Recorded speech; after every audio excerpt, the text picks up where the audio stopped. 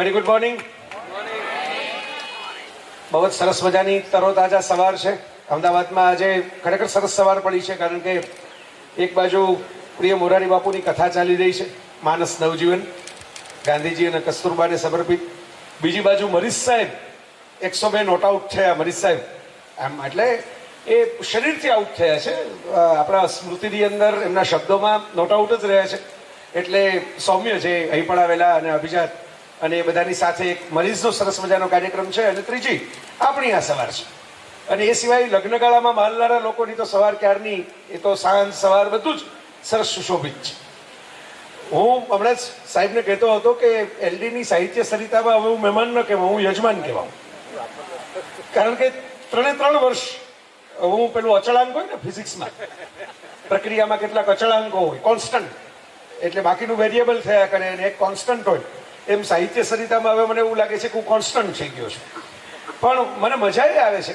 I would like to congratulate Viral અને એમની team કે 3 વર્ષથી, પહેલા વર્ષે તો અમે થોડું હજી બધા શીખતા હતા, એ લોકો પણ શીખતા હતા, અમે શીખતા હતા. તો એન્જિનિયરિંગની ને પોતપોતાની લેખન કારકિર્દીની એની વાતો કરવા માટે ધૈવત ને હું ને બધા 4-5 મિત્રો ભેગા થયેલા. ગયા વર્ષે મને સામે ચાલીને એમ કહેવામાં આવેલું કે હવે બધે બોલો એવા સબ્જેક્ટ નહીં. એ શું અમારી એલડી માટે એક્સક્લુઝિવ જોઈએ, સ્પેશિયલ. અને સ્પેશિયલ સબ્જેક્ટ અમે ડિઝાઇન કરેલો. અહીં ઘણા બધા મિત્રો એમાંથી ત્યારે હાજર પણ હશે જ. સર્જક એક, ચહેરા અનેક. કે મોટા ભાગે સર્જક છે, લોકો એમ માની લે છે કે ભાઈ આ હાસ્ય કલાકાર છે. દાખલા તરીકે તારક મહેતા એમ કહેતા કે હું જ્યાં જાઉં ત્યાં બધા એમ કે કંઈક ટૂચકો સંભળાવો ને. પણ હું તો હાસ્ય લેખક ખરો, પણ હું કઈ 24 કલાક ટૂચકા ન સંભળાવું.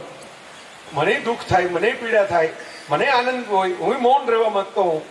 તો લોકો એમ માની લે કે ભાઈ સર્જક છે એટલે તારક મહેતા હાસ્ય લેખક છે. એટલે ભાઈ એવો આખો ટોપિક બહુ ડિટેલમાં લીધેલો, અને એ તો બહુ 1.5 કલાકનું લાંબુ સેશન હતું. હવે આ વખતે અગેન એ જ ચર્ચા થઈ કે ભાઈ બીજે ક્યાંય ન લીધો હોય એવો ટોપિક. અગાઉ ક્યાંય હું તો ઘણી જગ્યાએ બોલવા જાઉં છું, રોજીરોટી છે ગુજરાતી ભાષા મારી, અને હું કહેતો હોઉં છું ગુજરાતી ભાષાને પ્રેમ કરો. મને ખબર નથી એન્જિનિયરિંગની અંદર અત્યારે સ્કોપ કેટલા છે, જાત જાતના સર્વિસ બધા આવતા હોય છે, પણ ગુજરાતી ભાષા તમને એક લાલ રંગની વોલ્વો કાર અપાવી શકે એવું બને, એ તમને દુનિયા ફેરવી શકે એવું બને. અને મને એક આનંદ થયો કે એન્જિનિયર્સ અને આર્ટ્સ બંનેનું કોમ્બિનેશન દુનિયામાં થાય છે. હમણાં જ અમારા એક મિત્ર યુએસથી આવેલા, જૂના, એને આમ જુઓ તો એને આલ્મા મેટર કહેવાય એલડી, કારણ કે અહીંના જ સ્ટુડન્ટ હતા. તો અમે ઘણી વખત વિદેશ જઈએ ત્યારે જોઈએ કે ભાઈ ત્યાં ટેકનિકલ કોર્સિસ કરનારા સ્ટુડન્ટ્સ પોએટ્રી શીખતા હોય છે, ડ્રામા શીખતા હોય છે, આખા પેપર આપતા હોય છે, લિટરેચરના કોર્સ કરાવતા હોય છે, ડૉક્ટર પણ થાય અને ભેગું લિટરેચર એનો એક ટોપિક પણ હોય. આપણે ત્યાં કમ્પાર્ટમેન્ટ છે ફિક્સ થયેલા કે એક વખત તમે સાયન્સમાં ગયા એટલે પૂરું, આર્ટ્સમાંથી દૂર થઈ જવાનું. હવે સાયન્સમાં પણ આર્ટ્સની જરૂર એટલે પડે કે બધા ડૉક્ટર થાય, પણ જે ડૉક્ટરને બોલતા સારું આવડે એટલે પેશન્ટ વધારે મળે. એટલે ભવિષ્યમાં ચેતન ભગતમાંથી આપણે યાદ રાખવાનું, જય વસાવડા તો ઠીક છે એન્જિનિયર નથી, પણ ચેતન ભગત તો એન્જિનિયર છે. એટલે એમાંથી યાદ રાખવાનું કે એ વખતની બેચમાં કેટલા બધા લોકો હશે, પણ એમાંથી જે માણસ કોમ્યુનિકેશન કરતા શીખ્યો એને અત્યારે દુનિયા યાદ રાખે છે. તો is learning experience, grooming experience, સાહિત્ય સરિતા વહેતી રહે. અને કોઈ પણ સરિતામાં એવું જ થતું હોય, ઉપનિષદોની વાત છે, આ મારી નથી, કે નદીનું નામ એનું એ રહેતું હોય, પાણી બદલાતું જતું હોય. આ સાહિત્ય સરિતાની પણ મજા એ છે. આપણે માની લો કે કુંભ સ્નાન કરવા માટે ગંગામાં જઈએ, પછી સ્નાન ડૂબકી મારી બહાર આવીએ, પછી આપણે પાછી ડૂબકી મારીએ, ત્યાં લગીમાં ગંગા તો ગંગા જ છે, પણ જે ડૂબકી મારીએ પાણી તો વહી ગયું. એને જ સરિતા કહેવાય ને. સરિતા અને સરોવર વચ્ચે આ તફાવત છે. There is a difference between lake and the river. River વહેતી હોય, સરિતા વહેતી હોય. એટલે અહીં મેં કીધું એમ અમારા જેવા જે બધા વહેતા પાણીઓ છે એ તો આવશે ને જશે. કોઈ આ વખતે ઘણા બધા મિલિંદ આવેલા, શોભિતભાઈ આવેલા, સૌમ્ય, હું બધું વાંચતો હતો, તમારું આખું લિસ્ટ લલચાઈ જવાય એવું લિસ્ટ હતું. 3 દિવસ આ જ તંબુ નાખીને રહેવાનું મન થાય, ટેન્ટ પેન્ટ નાખીને કે પાછા જઈએ જ શું કામ. તો આ સરિતાને હું પહેલાં શુભેચ્છા આપી દઉં કે આમ જ વહેતી રહે ગંગાની જેમ જ. ભલે ઘાટનું એનું એ વિદ્યાર્થીઓ બદલાશે, ઓર આએંગે બહેતર કહેને વાલે ઓર બહેતર સુનને વાલે, પેલા કભી કભીના સોંગની જેમ, તો એ બધું બદલાતું રહેશે. પણ આઈ વિશ કે સરે જે આ છોડ વાવ્યો છે એ અહીં જેમ કેટલાક વૃક્ષોની છાયામાં આપણે બેઠા છીએ એવડો મોટો થાય. નાવ અવર ટોપિક ઇટ્સ વેરી ઇન્ટરેસ્ટિંગ, અને again credit goes to Viral A topic. એને મને સજેસ્ટ કરેલો છે. મેં તો એને ખાલી ફ્રેમ કર્યું શબ્દોમાં. આઈડિયા એનો હતો કે ફેક્ટ અને ફિક્શન બે જુદી જુદી વિદ્યાઓ છે, બે જુદી જુદી ઘટનાઓ છે. અને આપણે કેવું છે તમે જોજો, વાંચવાની વાત કરો ને, હું તો બહુ બધાને વાતો કરતો હોઉં છું, વાંચો રીડર બનો તો લીડર બનશો. એ તો આપણે નરેન્દ્રભાઈ શીખવાડી દીધું. વાંચશો તો બોલતા આવડશે તો પ્રવચનો કરશો તો દેશ દુનિયામાં વિખ્યાત થશો. તો વાંચવામાં તો આ વાંધો નથી, હવે બધા શીખી ગયા ધીરે ધીરે. બીજા પણ જાણ્યું કે શશી થરૂર સાહેબ, તો એ પણ કેવી રીતે લીડર થયા, રાઇટર હતા, સ્પીકર હતા, અને એમ કામ કરતા કરતા લીડર થઈ ગયા. તો આમાં પક્ષની વાત નથી, જે લોકો વાંચે છે એ લીડર બને છે. મુદ્દો જુદો છે. મુદ્દો એ છે કે હવે વાંચવાની કોઈને વાત કરું ને તો બધા એમ જ કહે છે કે આત્મકથાઓ વાંચવી જોઈએ, જીવન ચરિત્રો વાંચવા જોઈએ. શું કામ? બધાને પેલો સફળતાનો કીડો છે. રાતોરાત આપણે ધીરુભાઈ અંબાણી થઈ જઈએ.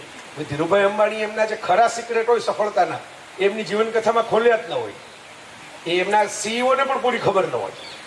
પણ આપણે એવું માનીએ કે એ ધીરુભાઈ અંબાણીની કથા વાંચી લેશું એટલે આપણે ઓવરનાઇટ ધીરુભાઈ અંબાણી થઈ જશું. મેં જોયું છે જ્યાં જ્યાં વાંચવાની વાતો કરો ત્યાં લોકોને એવું થાય છે કે પેલી વાર્તા અને નવલકથાની તો ટાઈમ પાસ છે, એમાં શું હવે ટાઈમ બગાડવા. વાંચવું હોય તો કંઈક આવું નક્કર વાંચો. આ રોંગ ટ્રેન્ડ છે.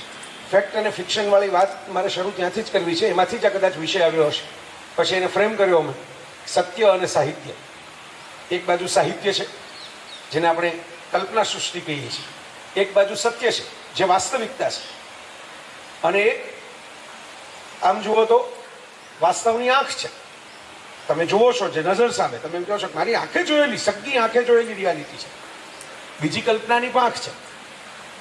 બે વસ્તુ જુદી જુદી છે, બે ઘટના જુદી જુદી છે. તમે જોયેલી ઘટના પણ આમ આપણે માની લો કે કોઈ ઘટના બને, દાખલા તરીકે આવું સરસ મજાનું સિવિલ લોનનું કેમ્પસ હોય, આવા વૃક્ષો હોય, અને એક છોકરો હાથમાં ગુલાબનું ફૂલ લઈને વસંત ઋતુમાં એક છોકરીને મળવા જાય. આમાં મ્યુઝિક નથી વાગતું, આમાં ગીત નથી ગવાતા, બરાબર? આમાં આમ એન્ટ્રી પણ નથી પડતી, બરાબર? જે આપણે આ સીન તમે પિક્ચરમાં જુઓ તો જરા જરા ધીમું ધીમું સરસ મજાનું ગીત વાગે, સંગીત વાગે બેકગ્રાઉન્ડની અંદર. હવે તો મોટાભાગના ગીત બેકગ્રાઉન્ડમાં જ વાગે છે. પેલા ફોરગ્રાઉન્ડમાં બધા ફેરફૂદડી ફરતા હતા એ બંધ થઈ ગયું. હવે બધું બેકગ્રાઉન્ડ આવી ગયું. તો બેકગ્રાઉન્ડમાં સોંગ વાગતું હોય, આમ એન્ટ્રી પડતી હોય, કોઈકના વાળ આમ લહેરાતા બતાવે પહેલા, પછી એની આંખ બતાવે, પછી એનો ચહેરો બતાવે, કોઈના આમ પગ બૂટથી શરૂઆત થાય, પછી એના ગોગલ્સ બતાવે, પછી એનો ચહેરો બતાવે. સી છે તો એ જ ઘટના બનેલી છે, એ સત્ય છે, પણ એની રજૂઆતમાં પેલી કલ્પનાની પાંખ આવી ગઈ થોડી, એટલે વધારે ઇન્ટરેસ્ટિંગ લાગે છે, વધારે ચાર્મિંગ લાગે છે. આમ તો પ્રેમ આખો જ કાલ્પનિક ઘટના છે. વાસ્તવમાં તો ઘણા લોકોને ખબર હશે, હું ઘણીવાર મારા લેક્ચરમાં એવું કહેતો હોઉં છું કે હવે તો લવ લેટર લખાતા બંધ થઈ ગયા. હવે સીધા વોટ્સઅપ ફોરવર્ડ આવી ગયા. એમાં તો નામ પણ નીચે કોકના હોય. એટલે લવ લેટરમાં તો ફાયદો એ થતો કે તમે કંઈક મહેનત કરી શકતા. એટલે કન્ટેન્ટ ભલે જય વસાવડાની કોઈ બુકમાંથી લીધો હોય, પણ તમે ચિત્રો થોડુંક એમાં આજુબાજુ થોડુંક ચોંટાડો, થોડુંક છાંટો, પછી કવર તૈયાર થાય અને એ પછી મોકલો. એ મેમરી બને. કારણ કે લેટર તમે 5-6 વખત ખોલો, વાંચો, સાચવો, ઘડી કરીને મૂકો, તો એક પ્રકારનું ફોસિલ જેવું છે કામકાજ લવ લેટરનું. જીવાવશેષ તરીકે, અશ્મિ તરીકે એ થોડું સાચવીને રાખે બધું. હવે પેલી મેમરી બનતી બંધ થઈ ગઈ, કારણ કે વોટ્સઅપ ફોરવર્ડ તો આવ્યો, ડિલીટ થઈ ગયો, મોબાઈલનો હેન્ડસેટ ફરી ગયો, મેમરી વધારાની હોય બધી ગઈ. તો એને કારણે થાય છે કેવું કે જે લોકો ચાંદ સિતારાઓ તોડી દેશો એવી વાતો કરતા, હવે નથી કરતા. હવે બધા શીખી ગયા કે આવી બધી ખોટા ખોટા વાયદા ન કરાય. પણ જે એક જમાનામાં કરતા એ લોકો આવી બધા બેઠા હશે સિનિયર પ્રોફેસરો તરીકે, એ ઘણા બધા વડીલો પણ હાજર છે, જરા સત્યમુનિ જેવા. એને એવું કર્યું છે કે નહીં ખબર નથી પડી, તો અત્યારે પ્રેમપત્ર સરસ લખે છે, સુવાસિત અને સ્વ હસ્તાક્ષરમાં લખે છે. પણ મુદ્દો એ છે મિત્રો કે પછી લોટના ડબ્બે ઉતારીને નથી આપતા, ત્યારે જ ચાંદ સિતારાઓની વાતો. પછી અતિ પરિચય અવજ્ઞા એવું સંસ્કૃતમાં કહેવાય. Anything which is close will getting blood. તમે સેલ્ફી પાડતી વખતે કેમેરો આમ રાખો તો સરસ આવે, આમ રાખો તો બધું વિખાઈ જાય. એટલે એ પહેલાનો ગાળો અને પછીના ગાળા વચ્ચે કલ્પના અને વાસ્તવિકતામાં આટલો ફરક હોય છે. પેલી એક ફેન્ટેસી હોય છે કે આપણે સાથે મળીને દૂર કહી જાયેંગે, ઘર અપના બસાયેંગે. એવી દૂરવાળી જગ્યા ક્યાંય હોતી જ નથી. એવો યુટોપિયા, એવી કાલ્પનિક સ્વર્ગ કોઈને મળતું નથી. એટલે બહુ દૂર કઈ જઈ નથી શકતા, સામસામે જ રહેતા હોય છે પછી એકબીજાને. અને એ જે ફ્રેશનેસ જે છે, એટલે હું તો એ પણ કહેતો હોઉં છું કે આપણી બધી જ લવ સ્ટોરીઝ જે છે, ક્લાસિક લવ સ્ટોરીઝ, આ બધી છે ને એ લગ્નમાં પરિણામતી નથી. રાધા કૃષ્ણથી શરૂ થઈ શેણી વિજાણંદ તમે જોઈ લો, જેટલી હોય મિર્ઝા સાહિબાન, હીર રાઝા, રોમિયો જુલિયટ, જેટલી અમર લવ સ્ટોરીઓ છે, લૈલા મજનુ. શું કામ? કારણ કે પેલી ફેન્ટેસી તૂટી જાય છે. પેલું સગાઈથી લગ્ન વચ્ચેનો ગાળો, જેને ડેટિંગ પીરિયડ કહેવામાં આવે, એમાં ધુમ્મસ હોય છે. ધુમ્મસમાં પણ એમ લાગે કે અમદાવાદ છે સિમલા થઈ ગયું છે. પછી ધીરે ધીરે તડકો આવે એટલે બધું વિખેરાઈ જાય. પછી ખબર પડે કે આ તો એ જ ઓલા મેટ્રો ટ્રેન વાળા પાટિયા છે, ને એ જ ખાડા છે, ને એ જ ડાયવર્ઝન છે. આ ફરક હોય છે કલ્પના અને વાસ્તવ વચ્ચે. એટલે મેં તેનું કામ સામાન્ય સંજોગોમાં વાસ્તવિકતા શું છે કે I love you is a real statement. પણ એટલું કહેવાથી જ કંઈ ચાલતું બલતું નથી. તો બહુ લીસું થઈ ગયું. અમારા મિત્ર છે તુષાર શુક્લ એવું કહેતા હોય છે કે ભાઈ આઈ લવ યુ બોલો ને એમાં પહેલા તો આવે આઈ, એટલે હું, પછી તમે બધા, પછી યુ છેલ્લે હોય અને વચ્ચે લવ લટકતો હોય.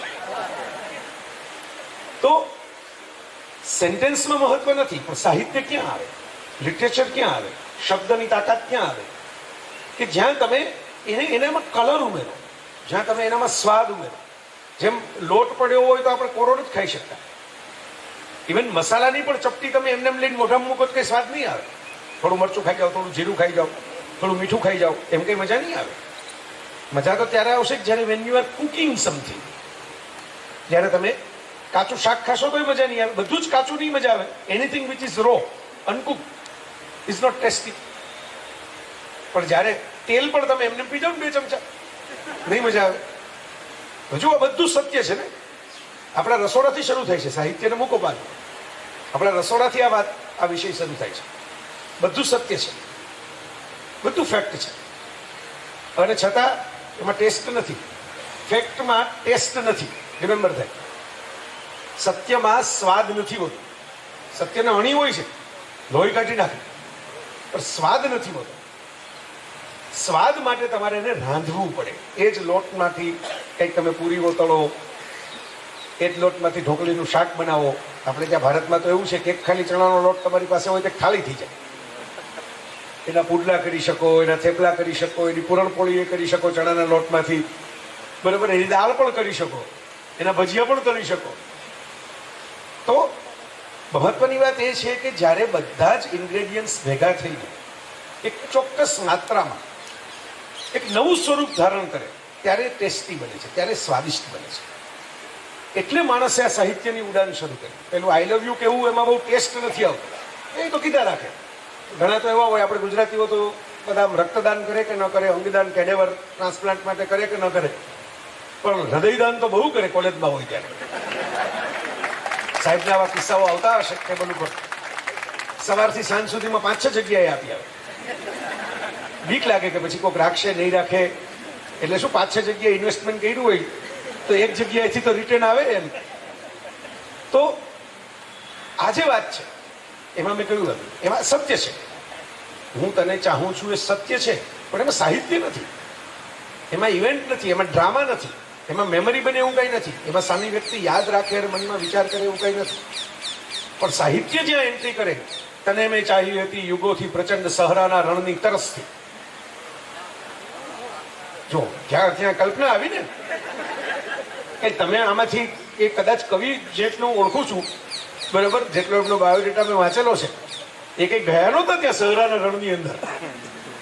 પણ આફ્રિકામાં સહરા ડેઝર્ટ છે અને એ બહુ મોટું રણ છે, અને એમાં તમે ભૂલા પડી ગયા હોય, પાણી તમારી પાસે ન હોય, ગળામાં કાંટા ફોંકાતા હોય ને તે તરસ લાગે ને ત્યારે તમને એમ થાય કે હીરા માણેક મોતી સોનું જેટલું પહેર્યું હોય બધું ઉતારી દઉં, પણ 1 ગ્લાસ પાણી પી લઉં.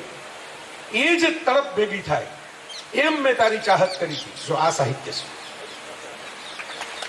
આ કલ્પનાની પાંખાઈ છે નહીં. એક સૈયદ નિઝામી નામના ફારસી કવિની કવિતા છે, મેં તો ઇંગ્લિશમાં વાંચેલી અને એનું ગુજરાતી મારા લેખ માટે મેં કરેલું. એવી સરસ મજાની કવિતા છે કે મારો અવાજ તને સંભળાતો ન હોય. આમ કવિ કહેવા બહુ સિમ્પલ જ માગતા હોય બધું, પણ એનું ડેકોરેશન એવું કરે ને, બરાબર. તમે તો કાલે જ કવિતા સાંભળીને બેઠા છો અહીં, મારો અવાજ હવે વાત એટલી જ છે કે ભાઈ હું ફોન કરું છું તું ઉપાડતી નથી કેમ, હું મેસેજ કરું છું બે બ્લુ ટિક કેમ નથી થતી, સામું typing dot dot dot dot કેમ નથી આવતું, આવે તો પાછું એવું આવે HMM.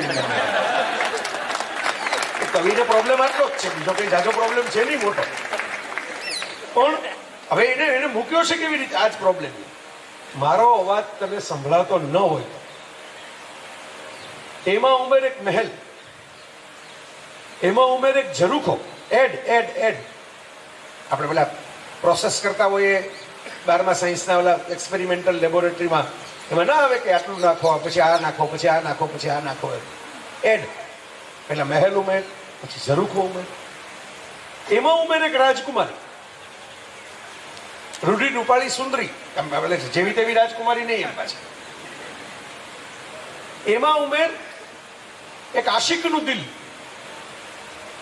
એમાં ઉમેર એક ધારદાર ખંજર, આશિકના દિલની પરવાર આમ આર પાર જતું રહેવું ખંજર. મારો અવાજ તને સંભળાતો ન હોય તો આ પોકાર તને સંભળાય છે. એટલે વાત મેં કીધું એમ પેલી એક લીટીની છે કે ભાઈ મારો ફોન ઉપાડ, પણ એને ડ્રામેટિક રીતે રજૂ કરવામાં આવી છે કે એક મહેલ છે, એમાં એક રાજકુમારી છે, ઝરૂખે બેસીને વાટ જોવે છે, એક આશિક છે, તડપે છે એના માટે, એ પોતાના દિલમાં ખંજર ફોકી દે છે, એ કાળજું કાઢીને જે મૂકે છે, એટલી એમ કે વેદના મન થાય છે જ્યારે તું જવાબ નથી દેતી ત્યારે. આ સાહિત્ય છે. મૂળ મુદ્દો એ છે, મૂળ કારણ એ છે, આ સત્ય અને સાહિત્યના કેમ ભેદ પડ્યા. દુનિયા તો સત્યથી જ શરૂ થઈ ગઈ. આપણા આદિમાનવ પૂર્વજો જે બધા હતા એને તો કઈ સાહિત્યમાં બહુ શોખ નહોતો. પહેલી કવિતા ક્યારે રચાઈ હશે આપણે જાણતા નથી, પણ આપણે એટલો ગર્વ લઈ શકીએ કે પહેલું સંપૂર્ણ એપિક કહી શકાય એવો સાહિત્યિક ગ્રંથ ભારતે આપ્યો દુનિયા, રામાયણ. રામાયણથી જૂનો કમ્પ્લીટ લિટરેચરનો ગ્રંથ નથી, ફેબલ્સ છે, લોકકથાઓ છે પોતપોતાના દેશની બધા પાસે, પણ Ramayana was a complete literary text. આખી કથા તમે વિચાર કરો, સોંગમાં કહેવામાં આવી છે, ગીતમાં. અઘરું છે ને આ કામ. બોર્ડ ઉપર સુવાક્ય લખવા સહેલા છે, કર્મ કરો ફળની આશા ન રાખો, આ સુવાક્ય છે. પણ એને ભગવદ્ ગીતામાં જયારે તમે કમ્પોઝ કરો છો ત્યારે it's a song of God, ભગવાનનું ગીત. ગીતા હા સોંગ કમ્પોઝ કરવું અઘરું છે, એમાંથી લિરિક બનાવવા અઘરા છે. મહાભારત છે, રામાયણ છે, લિરિક્સ છે, લિટરેચર છે. હું એટલે કહું છું ભારત છે ને વાર્તાકારોનો દેશ. પેલા ચાલ જીવી લઈએ મૂવી હમણાં બહુ ચાલ્યું છે સિદ્ધાર્થભાઈનું, એમાં એક જગ્યાએ ડાયલોગ આવે છે કે ભાઈ આપણી પાસે ગુજરાતીઓ પાસે દરેક પ્રોબ્લેમના સોલ્યુશન હોય છે, શરત એટલી પ્રોબ્લેમ બીજાનો હોવો જોઈએ. એટલે મેં એકવાર ફેસબુક ઉપર એવું લખેલું કે ભાઈ આપણે જ્યાં ભારતમાં છે ને દર બીજો માણસ કાં એડવોકેટ હોય અને કાં ડોક્ટર હોય. તમે એમ કહો કે આપણી મારી તબિયત સારી નથી, માથું જરા ભારે રહે છે, એટલે તરત તમને એમ કે એક કામ કરો, અજમો છે ને એ વાટી અને પછી એમાં થોડી ખાંડ મિક્સ કરી અને સવારમાં ફાકડો ભરી જાવ ને તો માથું ઉતરી જશે. ડોક્ટર જ હોય, તમે જોજો એની પાસે દરેક બાબતના ડોક્ટરી જવાબ હોય, અને કાંઈ એડવોકેટ હોય દલીલે ચડી જાય. એમ તમે કેમ પુલવામામાં થોડું થાય, એમ આમ જ થવું જોઈએ. આપણે ઓફિસ સહિતને ઉંચકીને આ જ લઈ આવવો જોઈએ સીધો આ સિવિલ લોનમાં જ. કેમ તમે પૂછો તમે જાશો, મેં તો એક ભાઈએ મને કીધું, મેં કીધું બહુ જ સારું કહેવાય. મેં કીધું આ મને તો ખબર નથી પડતી કેમ લઈ આવો, પણ તમને ખબર છે તો મેં કીધું તમે જાશો, તો મને કે ના ના હું તો અહીં બેઠો બેઠો હું તમને કહી દઉં શકું કે ભાઈ કેમ કરવાનું તો લશ્કરવાળાએ હોય ને. લશ્કરવાળાએ જ કરવા જોઈએ ને, તમે શું કામ વચ્ચે ડબકા મૂકો છો લશ્કરવાળાએ શું કરવું. સી પેલી ફેન્ટેસી છે ને, પેલી એક ફેન્ટેસી છે. આપણે પિક્ચરમાં કેટલી વાર દાઉદને પકડી આવ્યા તમે જોયું નહીં? બરાબર 3-4 પિક્ચર બની ગયા જેમાં આપણે દાઉદને ઉપાડીને ભારત લઈ આવ્યા ઉડાડી દીધો હોય. તો ફેન્ટેસી એક વાત છે, રિયાલિટી બીજી વાત છે. હવે આમ જંગલમાં ફરવા જવાની વાત થાય, બધાને એમ કેવી મજા આવે. આમ જંગલના તો આપણે પાછા પિક્ચરમાં ગીતો બનાવ્યા, ઓ ભવરે ને અંતે ને એવા બધા. જંગલ બાદ ચલી હે પતા ચલે, આપણને એમ થાય કે આપણે મોગલીની જેમ ઠેકડા મારતા મારતા જ રહીએ લાઈફમાં. પછી તમે જોજો જે ગયા છે ને કેમ્પમાં, તો કે ભાઈ એમ કે મચ્છર બહુ કરડે છે, તમારી પાસે ઓડોમસ છે, તમારી પાસે ક્રીમ છે. સી કારણ કે ઓલું જે ગીતો ગવાય છે જંગલના, એમાં જ કંઈ ઓડોમસ આવતો જ નથી. ટાર્ઝન ઓડોમસ લગાડીને સૂતો તો એવું તો કંઈ આપણે વાંચ્યું જ નથી. પણ એકચ્યુઅલ તમે જયારે ટાર્ઝનની જેમ જંગલમાં જાઓ છો ત્યારે તો મચ્છર કરડે છે, એ રિયાલિટી છે. તો એ મચ્છરવાળી રિયાલિટીને તમે સાઈડમાં રાખો તો ટાર્ઝન ક્રિએટ થાય ને, બરાબર? પેલું નથી પેલો ક્લાસિક જોક કે ભાઈ આ જંગલમાં મોગલીને ચડ્ડી કોણ સીવી દીધું? ચડ્ડી પહેન કે ફૂલ ખીલાય, પણ આ જંગલમાં એને ચડ્ડી સીવી કોણે દીધી? ટાર્ઝનને રેઝર કોણે આપ્યું? ટાર્ઝન જો જ્યાં મોટો થયો આફ્રિકાના જંગલોમાં, તો એને દાઢી સાફ કરવાનું રેઝર ક્યાંથી લઈ આવ્યો હોય? બરાબર? એ પણ આવા સવાલો પૂછો તો પેલી ફેન્ટેસી બ્રેક થઈ જાય. તમે જુઓ, સાહિત્ય જે આપણે સર્જન કર્યું હોય ને મનમાં, એ તૂટે. અને ખરા સાહિત્યકારની મજા જે છે કે તમને આવો સવાલ થવા જ નથી. તમે ટાર્ઝનની અત્યાર સુધીની કથાઓ વાંચી હોય, જોઈ હોય, ફિલ્મો જોઈ નાખી હોય, ત્યાં લગી તમને આવો સવાલ ન આવે કે રોજ સવારે ક્લીન શેવ કેવી રીતે હોય? બરાબર? ધારો કે હાથેથી ખેંચીને માણસો વાળ તો કાઢી શકે, પણ એ તો વર્ષે એકવાર થાય. રોજ સવારે ટાર્ઝન આટલો ક્લીન શેવ કેવી રીતે હોય? આનો જવાબ નહીં મળે. શું કામ? કારણ કે પેલી કલ્પનાની સૃષ્ટિ એટલી બધી પાવરફુલ છે કે તમને આ સવાલ જ થતો બંધ થઈ જશે કે આવું કેવી રીતે, એ આપણે નહીં પૂછીએ. આની જ મજા છે જીવન. આપણે ભગવદ્ ગીતા યાદ રહી ગઈ, ઉપનિષદો ભૂલાઈ ગયા, વેદ ભૂલાઈ ગયા, પુરાણો અમુક ભૂલાઈ ગયા. ગીતા બધાને લગભગ યાદ છે, ઘરમાં પણ ગવાતી હોય. હું હસતા હસતા કહેતો કોઈ ગુજરી જાય ત્યારે તો આપણે ખાસ બોલીએ, જીવવાનો ગ્રંથ છે પણ આપણે સાંભળીએ મર્યા પછી. તો ગીતા યાદ રહી ગઈ, એની પાછળનું શું છે? એની પાછળ એક કહાની છે, સાહિત્ય, લિટરેચર. સામસામા ભાઈઓના લશ્કર ઊભા છે. અર્જુન જરા ડિપ્રેસ થઈ ગયો છે કે એક્ઝામ નથી દેવી, ડેટ આવી ગઈ પણ ડ્રોપ લેવો છે. પછી એના મેન્ટોર, એના કોચ, એના ટીચર, એના ગાઈડ, એના પ્રોફેસર એને આવીને કહે છે કે જો તારું પેપર હું લખવા નહીં આવું, પણ એટલીસ્ટ હું થર્મોસ લઈને બહાર ઉભો રહીશ ખરો જો તું પેપર લખવા જઈશ તો. પણ પેપર તો તારે જ એટેન્ડ કરવાના છે, question you have to attend. See એ આખી વાત જે છે એમાં એક ડ્રામા છે, એમાં એક એક્શન પીસ છે. સામસામે લડે છે માણસો, પછી આપણે ડાયલોગ બાજી આવે, એવી વાત છે. અને એ જે વાત છે એને કારણે ગીતા પોપ્યુલર છે. ખાલી પેલું સત્ય જ નક્કર લખ્યું હોત ને કે આત્મા પરમાત્માનું આ સત્ય છે, તો એ તો ઈશાવાસી ઉપનિષદમાં લખાયેલું છે, એ તો કઠોપનિષદમાં લખાયેલું છે, એ તો ઋગ્વેદની કેટલીક ઋચાઓમાં છે, અથર્વવેદ ને યજુર્વેદમાં છે. પણ એ આપણને બહુ યાદ નથી રહેતું. આ બીજી વાત મેં કહ્યું ને કે સાહિત્ય ટેસ્ટી હોય, સ્વાદિષ્ટ હોય. સત્ય સ્વાદિષ્ટ નથી હોતું, પણ પેલો વઘાર કરો, પેલું તળો, વાનગીઓ બનાવો, મસાલાને પકાવો ત્યારે સ્વાદિષ્ટ બને છે. એવી જ આ બીજી વાત યાદ રાખવા જેવી છે કે સત્ય એટલું યાદગાર નથી રહેતું જેટલું સાહિત્ય રહે છે.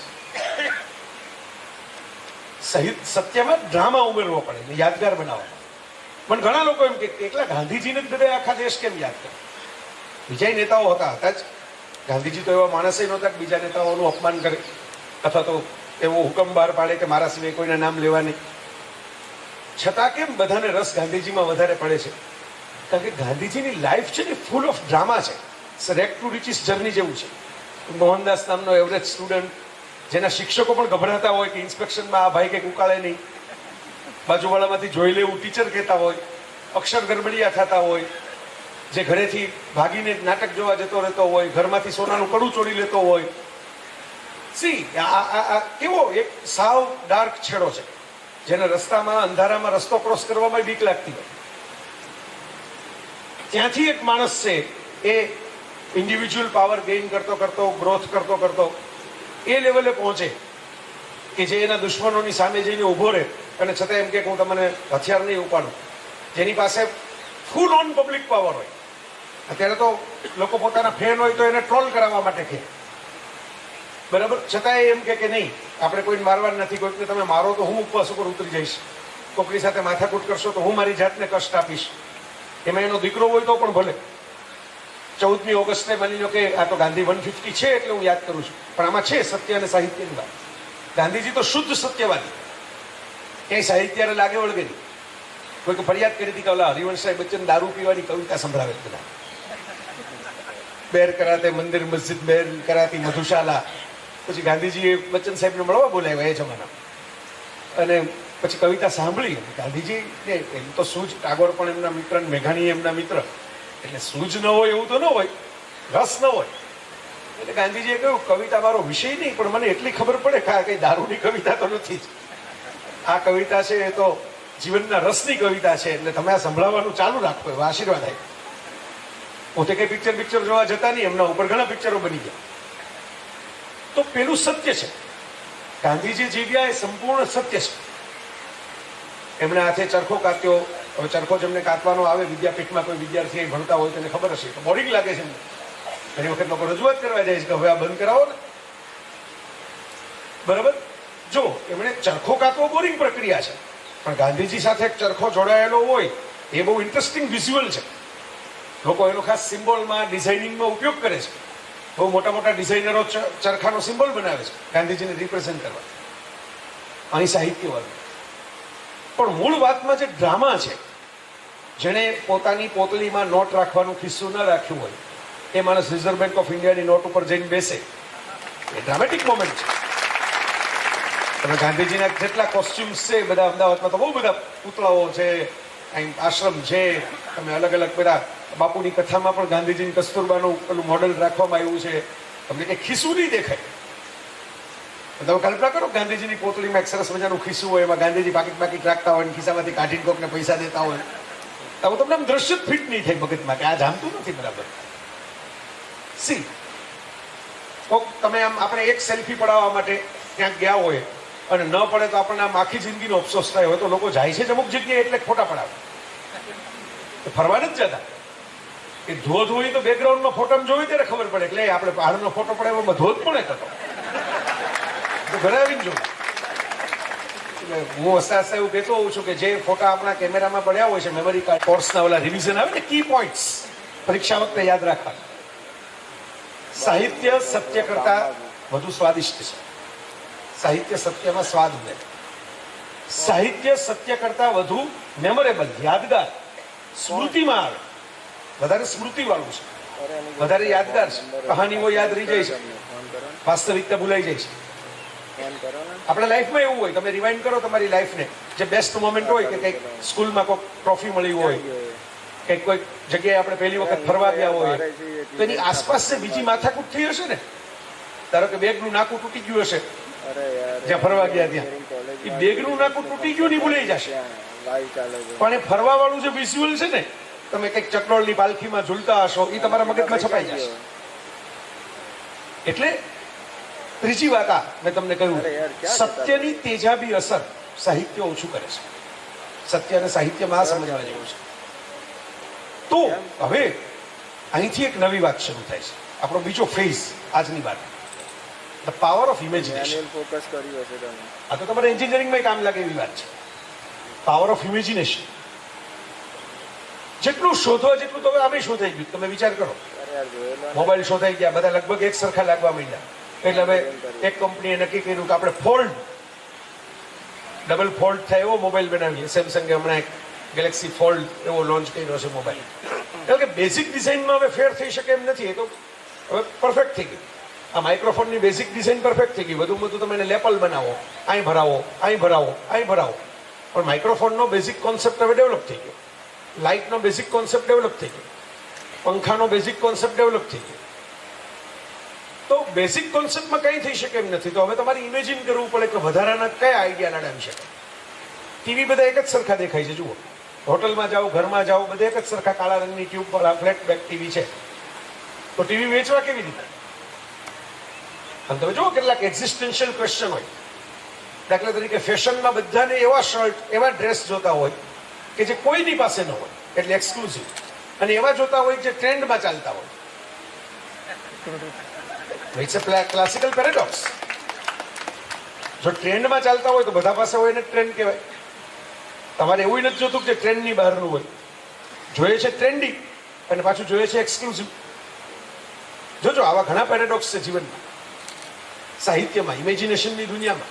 આમ તમે માની લો કે કલર ટીવી વાળા સરસ મજાની જાહેરાત આવે, તમારો જે લાલ રંગ છે, અમારો જે આ નવી પિક્ચર ટ્યુબ છે, એ તમે ક્યાં જુઓ? તમારા પોતાના કલર ટીવીમાં. જો એમાં તમને લાલ રંગ અને જે પિક્ચર ટ્યુબની ઇફેક્ટ છે એ સરસ દેખાતી હોય તો એનો અર્થ એ કે તમારું ઓલરેડી એક્ઝિસ્ટન્ટ ટીવી છે એ બહુ સારું છે. જો નથી દેખાતી તો તમને ખબર કેમ પડી કે આ ટીવી જે જાહેરાત કરે છે એ વધારે સારું કલર લઈ આવે છે? આપણે ડિફરન્સ કેમ સમજાણો કે આ લાલ જુદો છે ને ઓલો લાલ જુદો છે? It's a paradox. લાઈફમાં આવા ઘણા બધા પેરેડોક્સ. અને એ પેરેડોક્સમાંથી બહાર નીકળવા માટે માણસે ઇમેજિનેશનની યાત્રા શરૂ. એક અઝર નિઝામી નામના લેખિકા છે, મૂળ ઈરાનના છે, હવે અમેરિકા રહે છે. એમણે એક આખું પુસ્તક લખ્યું છે, રિપબ્લિક ઓફ ઇમેજિનેશન. રાધર એમણે લખ્યું છે થોડું અને બાકીનું સંપાદન કર્યું છે અલગ અલગ લોકો. Republic of imagination. Nizami madam એક એવી આર્ગ્યુમેન્ટ કરે છે કે તમે ઓબ્ઝર્વ કરો કે દુનિયામાં જેટલા સરમુખ હત્યારો આવ્યા, જેટલા ટાયરન્ટ્સ કહેવાય એવા શાસકો આવ્યા, એ લોકોએ પહેલું કામ શું કર્યું? ફ્રીડમ ઓફ એક્સપ્રેશન અને આર્ટ ઉપર સેન્સરશિપ. એવરીવે, ધર્મમાં પણ છે, રાજ્યમાં પણ છે. રશિયાનો તમે ઇતિહાસ જુઓ, જર્મનીનો હિટલરવાળો ઇતિહાસ જુઓ, આપણી ઇમરજન્સીનો કે એનો ઇતિહાસ જુઓ, કોઈ પણ જગ્યાએ વિક્ટોરિયન પ્યુરિટન યુગ જુઓ બ્રિટનનો, જ્યાં જ્યાં સરમુખત્યારી આવી ત્યાં પહેલું કામ એ આવ્યું કે ભાઈ આર્ટ ન જોઈએ, ફ્રીડમ ઓફ એક્સપ્રેશન ન જોઈએ, લિટરેચર ન જોઈએ, કવિતાઓ ન જોઈએ. તાલિબાન શું કરે છે? મલાલા શું કામ ક્રિએટ થઈ? કે ભાઈ તમે તમારી રીતે જીવો ને તમે ડિસિઝન લો, સ્કૂલે જ આવી ન જોઈએ, અમે કહીએ એમ જીવવાનું. તો નિઝામી મેડમ એવું કહે છે કે ભાઈ અમારા એંગલથી જુઓ, અમે ઈરાનમાં વ્લાદિમીર નબોકોવની લોલિતા જેવી કથા વાંચતા હોય, જે થોડી એક્સપ્લિસિટ વર્ણનો વાળી છે, થોડી ઇરોટિક કહેવાય એવું લિટરેચર છે, વર્લ્ડ ક્લાસિકમાં ગણતરી થાય છે. એના ઉપરથી 2-3 ફિલ્મો બની ગઈ છે દુનિયામાં, મોટા સ્ટારને દઈને, મોટા મોટા સર્જકોએ બનાવેલી. સ્ટેનલી કુબ્રિક જેવા ધુરંધર કહેવાય એવા સર્જકે બનાવેલી. તમારા માટે એન્ટરટેનમેન્ટ છે. અમેરિકામાં કોઈક માણસ લોલિતા વાંચતો હોય તો એના માટે લોલિતા ઇઝ એન્ટરટેનમેન્ટ લિટરેચર. અમારા માટે ઇટ્સ રિવોલ્યુશન. ઈરાનમાં જ્યાં માથું ઢાંક્યા વગર તમે બહાર પણ નથી નીકળી શકતા અત્યારે, ત્યાં આવી કથા વાંચવી અથવા તો એ કથા વાંચીને એનો ખાલી કવર પેજનો ફોટો ઇન્સ્ટાગ્રામ ઉપર મૂકવો, એ અમારા માટે તો ક્રાંતિ છે. કારણ કે એમાં સામે ગોળી આવે, સામે કોઈ ઘરે આવીને મારી નાખે. એટલે એને કહ્યું કે ધેર આર ટુ પર્સપેક્ટિવ્સ. જેને તમે એન્ટરટેનમેન્ટ ગણો છો એ અમારા માટે રોડ ટુ ફ્રીડમ છે. અમે એટલે નથી વાંચતા ખાલી એમાં વાંચવાની મજા આવે છે, અમે એટલે વાંચીએ છીએ તો અમારે કંઈક સામા માણસને ચીડવવા છે, જો અમે આ કરી શકીએ, અમારાથી આ પણ થાય. પેલું ઓડેન નામના એક બહુ મોટા કવિ છે, અને ઓડેન એક વખત એક સરસ લહેરું કે આઈ હેવ નો ગન્સ. હું કવિ છું, હું બંદૂક લઈને વાત નહીં કરું. કવિઓની બંદૂક લઈને હિંસા કરે એને કવિ જીવ ન કહેવાય. I am sensitive person. I am a man of literature or woman of literature because I feel something. I am sensitive from within. મને કશીક વાતની અસર થાય છે. એક પંખી ટહુકે છે ત્યારે મને એમાં ગીત સંભળાય છે. એક ફૂલ ખરે છે ત્યારે એની પાંદડીઓ જોઈને ઊભો રહી જાઉં છું.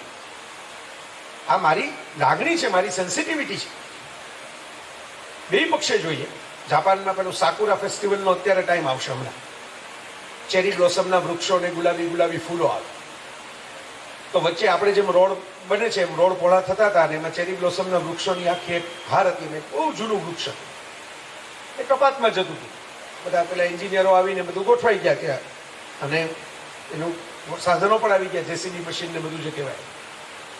તો કોઈ રાતના કવિજીવ માણસ હશે ત્યાં એક પાટિયું લગાડી ગયા, મેયરને સંબોધી કે ભાઈ મેયરશ્રી, એમ કે હું જાણું છું કે શિસ્તના ભાગરૂપે આપણે બીજા માટે જગ્યા કરવી જોઈએ, એ આપણું કલ્ચર છે, આપણું એજ્યુકેશન છે. તો હું પણ જો બીજા માટે જગ્યા ટ્રાફિકમાં કરી દે તો હું તો વૃક્ષે પણ કરી દેવી જોઈએ, એ હું સ્વીકારું છું. પણ આ વસંત આવી રહી છે, સ્પ્રિંગ ઇઝ જસ્ટ 1.5 month હવે. આ વૃક્ષને એટલો અધિકાર તો ખરો ને કે મરતા પહેલા છેલ્લી વખત એના ફૂલ આપણની ઉપર ખેરવી જાય.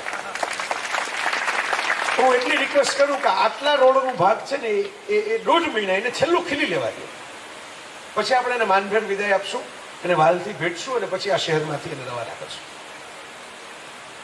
એ પાટિયું એ તો ત્યાં ચિઠ્ઠીની જેમ લગાવીને જતો રહ્યો માણસ, નીચે સહી નહોતી કરી. એક સંવેદનશીલ માણસ જેને વૃક્ષના મૃત્યુની ચિંતા થઈ. આપણે તો રોડ વચ્ચે કોઈ કપાઈ જાય એની ચિંતા બહુ નથી કરી શકતા એવી સોસાયટી બનીને બેઠા છીએ. એમાં પહેલા માણસને એમ છું કે આવું જૂનું વૃક્ષ એક જતું રહેશે સાવ એમને, તો એને છેલ્લી વખત તો ફૂલ ખીલવી લેવા દે, પછી કામ છે. સામે મેયર પણ એટલા સંવેદનશીલ નીકળ્યા કે મેયરે સામે બીજી ચિઠ્ઠી ચોંટાડી બીજે દિવસે આવી કે આના તો ફોટોગ્રાફ છે. આ જાપાનના એક વિખ્યાત કિસ્સાઓમાંનો એક છે સાકુરા ફેસ્ટિવલ. મેયરે એમ કહ્યું કે મારા શહેરની અંદર આવા વૃક્ષ પ્રેમી, આવા પ્રકૃતિ પ્રેમી નાગરિકો રહે છે, એમનું હું નેતૃત્વ કરું છું. એ મારા માટે બહુ ગૌરવનો વિષય છે કે હું જેવા તેવા લોકોનો મેયર નથી, હું આવા લાગણીવાળા લોકોનો મેયર છું. આપણે વૃક્ષને આ વર્ષે જ નહીં, દર વર્ષે ખીલવા દઈએ જ્યાં સુધી એમનું નેચરલ ડેથ ન થાય ત્યાં સુધી. અને હું રસ્તાની ડિઝાઇનમાં વચ્ચે વૃક્ષને લઈ લેવા માટે આર્કિટેક્ટને વિનંતી કરું છું. આઈ ડોન્ટ ઓર્ડર, કારણ કે નકશો તો પાસ થઈ ગયો છે, આર્કિટેક્ટને હવે હુકમ ન થાય, હવે તો બધું મંજૂર થઈ ગયું. પણ હું રિક્વેસ્ટ કરું છું કે એક ડિઝાઇન બદલાવો ને. આપણા બાલકૃષ્ણ દોશી સાહેબે નથી પેલી વૃક્ષો વચ્ચે આવે એવી ઓફિસોની ડિઝાઇન બનાવી, તું કંઈક કરો ને. પછી કરવામાં આવ્યું અને વૃક્ષ જીવતું નહીં. આ પોએટની સેન્સિટિવિટી છે, આ સાહિત્યકારની સેન્સિટિવિટી છે. આ સંવેદનશીલ હૃદય તમારામાં ન હોય તો તમે પ્લમ્બર ફિટર છો વર્ડ્સના, ક્રિએટર નથી. કારીગર છો, સર્જક નથી. તમે એન્જિનિયરિંગના સ્ટુડન્ટ બેઠા છો મોટા ભાગે. What's the difference between plumber and engineer, mechanic and engineer? કેમ એસએસસી ફેલ છોકરો તમારી કાર રિપેર નથી કરી નાખતો, સ્કૂટર રિપેર નથી કરતો, મોબાઈલ રિપેર નથી કરતો? કારીગર તો એ પણ છે, એને આવડે છે કે અહીં આટલું નટ બોલ્ટ ટાઈટ કરવાના, આ કાઢ નાખવાનું, આ જોડી દેવાનું, આનું સોલ્ડરિંગ કરવાનું. પણ એનું વિઝન નથી, એને મોટો લાર્જ નકશો ખબર નથી. એ ક્યાંકથી આમ વાયર નાખી દે છે, પણ એને કારણે બેટરી 6 મહિને ઓગળીને બ્લાસ્ટ થઈ જાય એટલું લાંબુ લોજિક એનું લાગતું નથી. એ માટે તમારે એન્જિનિયરિંગ ભણવું પડે, એ માટે તમારે ટેકનોલોજી ભણવી પડે. તો એ જે ડિફરન્સ છે ને મિત્રો, એ સમજવા જેવો છે. એટલે ઓડેને એવું લખેલું કે આઈ હેવ નો ગન્સ. હું કવિ છું, લેખક છું, હું સર્જક છું. બંદૂક લઈને ખિસ્સામાં લઈને ફરીને મવાલીની જેમ ધાકધમકી આપું, મારી નાખું, ગાળાગાળી કરું, ધોકાબાજી કરું, એ હું નહીં. But I can સ્પીટ on your face. હું ખિસ્સામાં બંદૂક રાખીને ફરનારો માણસ નથી, તલવાર રાખીને, છરી રાખીને ફરનારો માણસ નથી. પણ હું તમારા ચહેરા ઉપર થૂકીશ. મીન્સ મારા શબ્દો એવા હશે. તાલિબે કહ્યું ને, ન કોઈ રખ શકે મેરે હર્ફ પર અંગુષ્ઠ. હું એવી શાયરી લખીશ કે તમે દાજી જાઓ, વાંચી જાઓ, અને મારી શાયરી ઉપર તમે હાથ ન મૂકી શકો.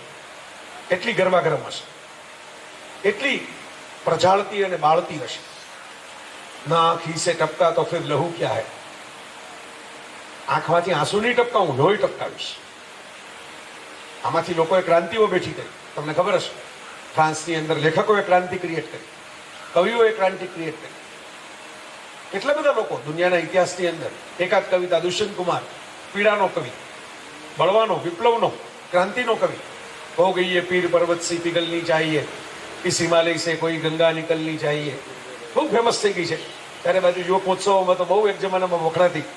લોકો વક્તૃત્વ સ્પર્ધાના સમાપન આનાથી જ કરતા અને નિર્ણાયકો ઝૂમી ઉઠતા. શું કામ મજા આવે છે? કારણ કે આપણી અંદરની પીડા તો બહુ મોટી છે, પણ આપણે એને વ્યક્ત નથી કરી શકતા. છે કવિએ વ્યક્ત કરી. મુખથી બોલું માં તો સાચે બચપણ સાંભળે, પછી મોટપણની બજી મજા કડવી લાગે કાગડા. દુલાભાયા કાક, બહુ જૂના જમાનાના દેશી કાઠિયાવાડી કવિ, દુહા છંદના બહુ મોટા મરમી.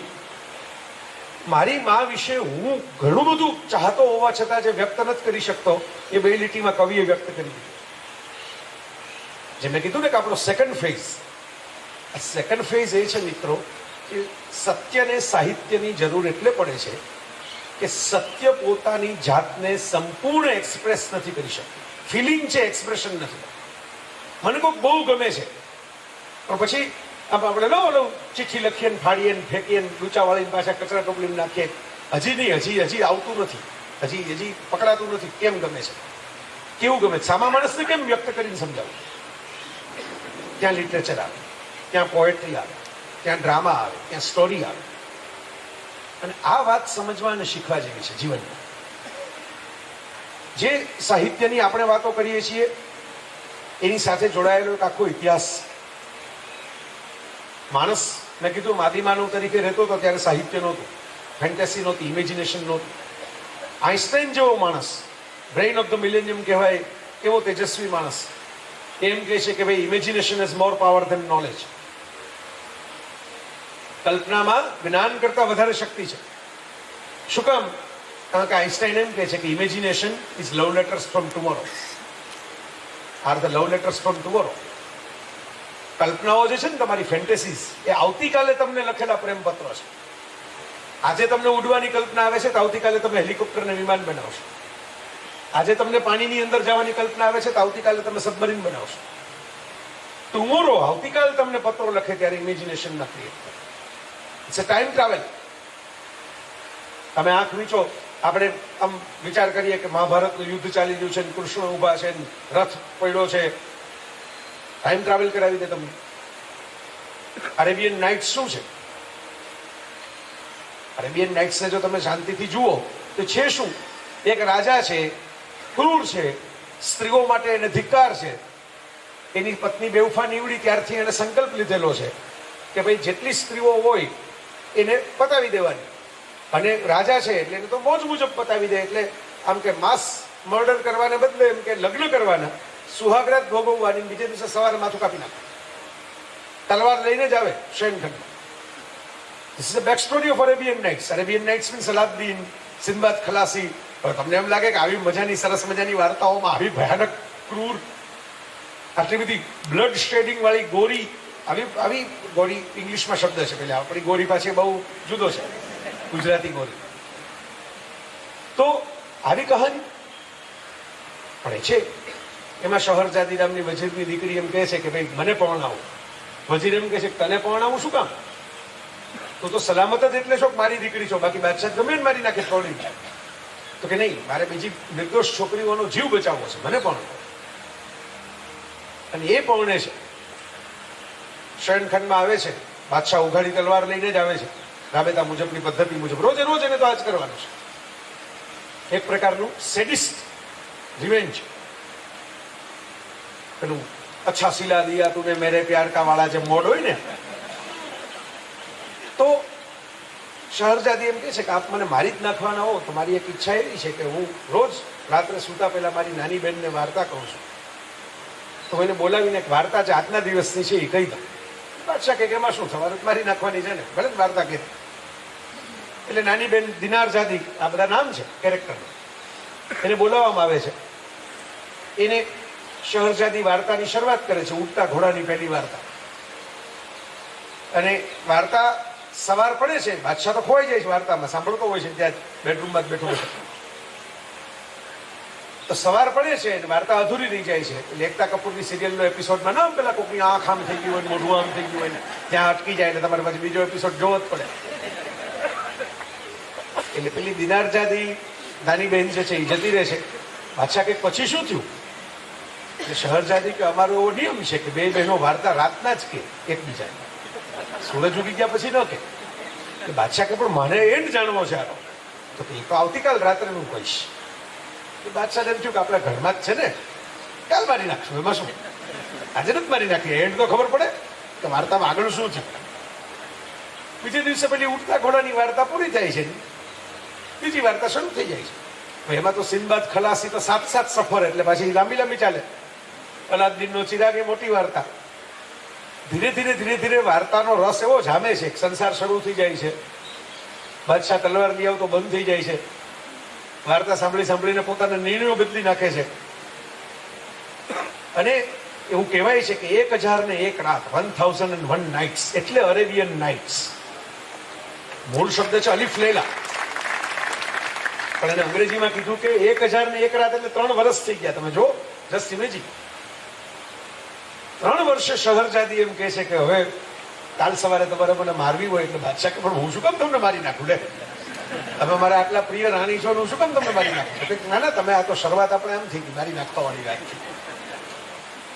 એટલે શહરયાર એવું કહે છે ને કે ભાઈ એ તો જુદો માણસ હતો, જે પહેલે દિવસે તલવાર લઈને એન્ટ્રી કરી હતી એ જુદો માણસ હતો, અને 1000 રાત સુધી વાર્તાઓ સાંભળ્યા પછી તમારી સામે ઉભો છે એ જુદો માણસ. હવે તો મને આ વાર્તાઓ સાંભળીને સમજાણું કે માણસે એડવેન્ચર કરવા જોઈએ, એક્સપ્લોર કરવું જોઈએ, કોઈ એક ઘટનાને પકડીને ન બેસવું જોઈએ. કોઈ એક વ્યક્તિ સારી કે ખરાબ નથી હોતી, કોઈક સારા હોય, કોઈક ખરાબ હોય, એને કારણે બહુ માસ જજમેન્ટ ન લેવાય. હું તો તમને મારી નાખવાને બદલે જો આ વાર્તાઓ પૂરી થઈ ગઈ હોય તો કેલિગ્રાફર્સને બોલાવીને હું આજ્ઞા કરું કે મારી પત્ની પાસેથી આ બધી વાર્તાઓ ગ્રંથસ્થ કરો અને દુનિયા સુધી પહોંચાડો. હવે જુઓ, હવે મજા એ છે, આપણે તો શહરયારને ઓળખતા નથી. શહરજાદી કે દિનારજાદી આપણા કોઈ સગામાં થતા નથી. આ બનેલું કે નહીં વી ડોન્ટ નો. વાર્તાઓ છે આપણી પાસે, અલાદીનની, સિંદબાદની બધી છે. બેક સ્ટોરી ફેન્ટેસી છે કે ફેક્ટ છે વી ડોન્ટ નો. પણ એમાં એક હિન્ટ તો છે ને કે માણસ પોતાની રિયાલિટી ધારે તો લિટરેચરથી, આર્ટથી, ક્રિએટિવિટીથી બદલાવી શકે છે. ધારો કે કોઈક મારા જેવા લેખક જ લખી છે આ બેક સ્ટોરી, પોતાનું નામ નથી લખ્યું, પણ આ શહરજાદીના નામે ચડાવી દીધી છે વાત. એવું આપણે ત્યાં તો ઘણી એવી વાર્તાઓ છે. કથાસરિત સાગર માટે એવું કહેવાય છે કે શિવે પાર્વતીને વાર્તા કીધી. વાર્તા એવી છે, એવું પાછું કથાસરિત સાગરના સંસ્કૃત લેખક એમ લખે છે કે વાર્તા એને કહેવાય કે માણસના પેટમાં ટકે નહીં.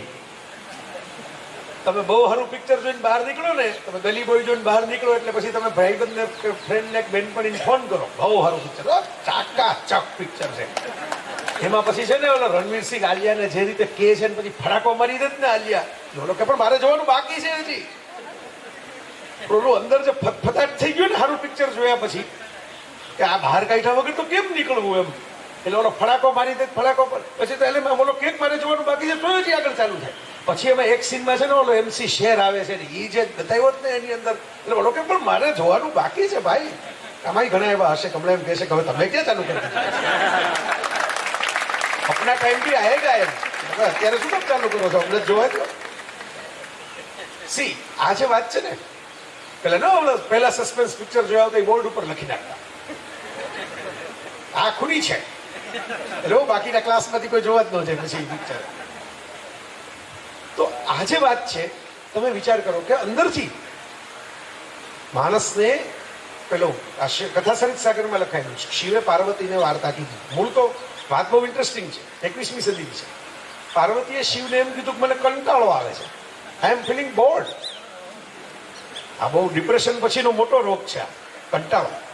લોકોને વેકેશનમાં કંટાળા આવે, મને ખબર છે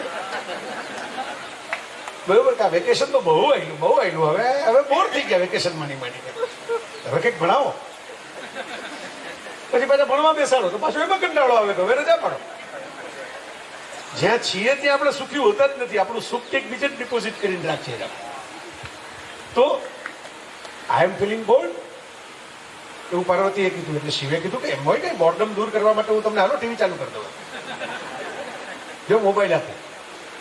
એમ એમણે પાર્વતીને વાર્તાઓ કહેવાની શરૂ કરી. અને પછી મહત્વની વાત એ છે કે શિવે કીધું કે કોઈને કહેતા નહીં, એક્સક્લુઝિવલી તમારા માટે વાર્તા બનાવી, બીજા માટે નથી આ. હવે પાર્વતીને મજા બહુ એવી વાર્તા સાંભળીને, તમે કોકને કીધા વગર તો કેમ ખબર પડે ગલી બોય કેવું મહાન પિક્ચર છે, બરોબર. એટલે પાર્વતીએ એની સખીને કીધું, જયાને, કે કોઈને કહેતી નહીં હો, પણ શિવે કેવી સરસ વાર્તા કીધી આજે મને, તો કોઈને કહેતી નહીં. એટલે જયાએ એના વરને કીધું. ફરતી ફરતી નંદી પાસે વાત પહોંચી, એટલે નંદીએ શિવને કીધું કે બહુ મસ્ત વાર્તા આવી છે, જવું તમને સંભળાવો.